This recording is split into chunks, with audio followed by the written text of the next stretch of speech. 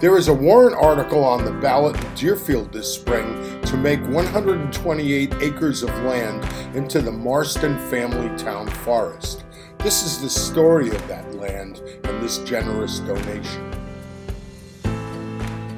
Did you both grow up on that land in the Marston house? No, it was my grandmother. It was our grandmother's house. Mm-hmm. So we went there a lot, like many weekends and spring school breaks, and we spent a whole summer there.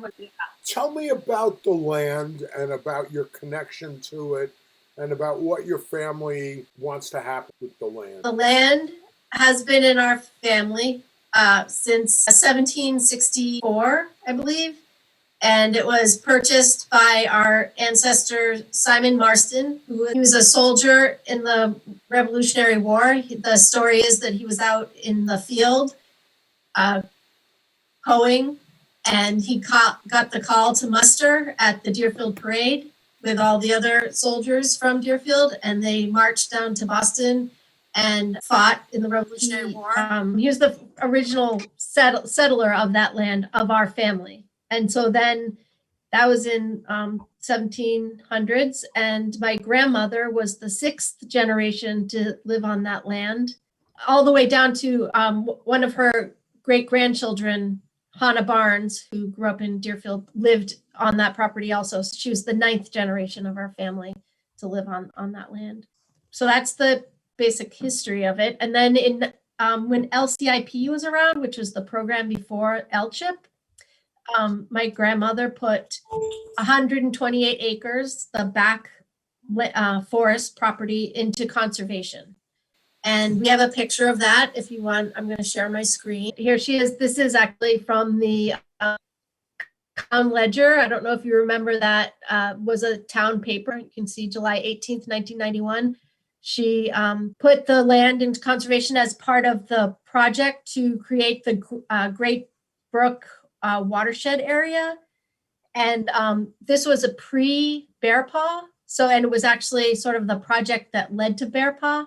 So once that happened, I feel like people in town realized that it would be great to get a corridor between Bear Brook State Park and Pawtuckaway State Park. And so that's what became Bear Paw, and people put land into conservation.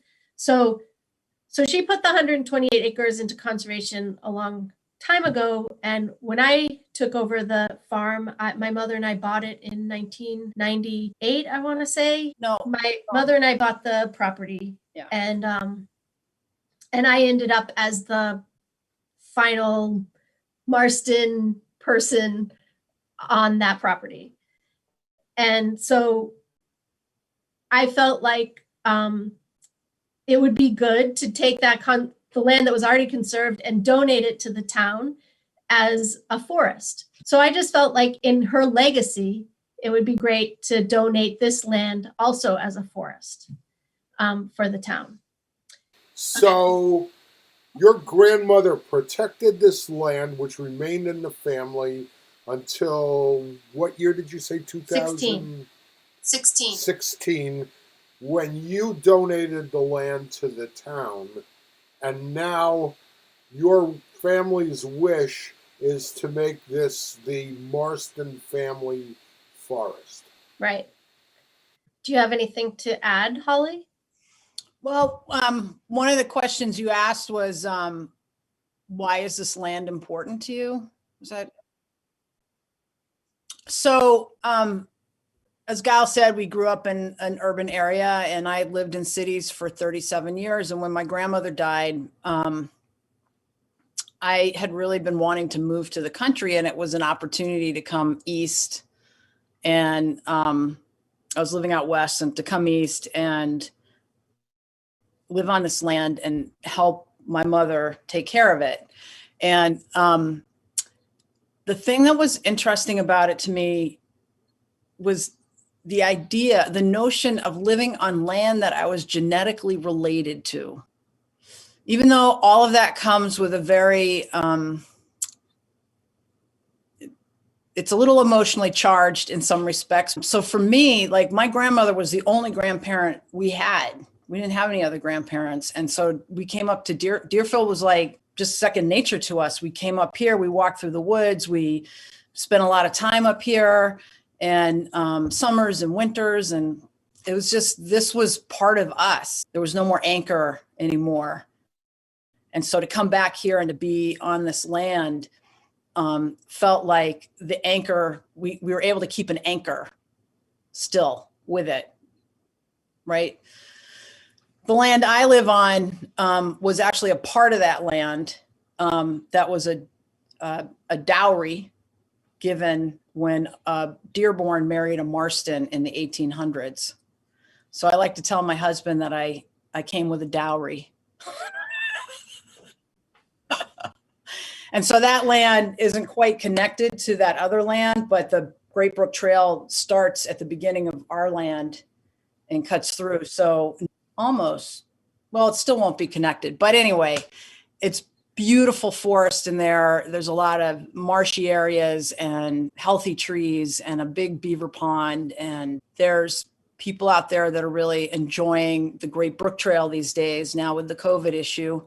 And this will be another big swath of land that will allow people to be out in nature and enjoy it as we've been able to by living here. And the woods are gorgeous out there. So for me, it's not just the importance of keeping this land intact that I think, I mean, my mother was very much with my grandmother on this, and really my understanding is in the wills that have been passed down over the generations that every will asks that this land be kept intact as much as possible. So we're honoring that as well, I believe. How do you feel emotionally about this not being in your family anymore?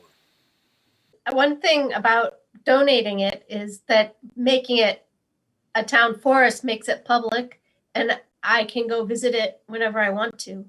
And so can my cousins, who also spent a lot of time on the land. I actually struggled a lot the first couple of years after the property got sold. And it took me a long time to meet the people that now live in the farmhouse, but it turns out that they're amazing, incredible people who believe in the land, and they are, they've brought life back to this farm that has not been a farm for over 100 years. So this is amazing. And once I met them, the grief I was feeling at having lost this land or this place that I spent my life in, it took away that sorrow, because I saw that this land, just with what my sister's doing with donating the land and the people that live on the property, to see that it's going to grow and be utilized the way that my family had used it has made it, it's a fabulous thing at this point in time. Thank you both very much. This is really generous. Oh, you're welcome.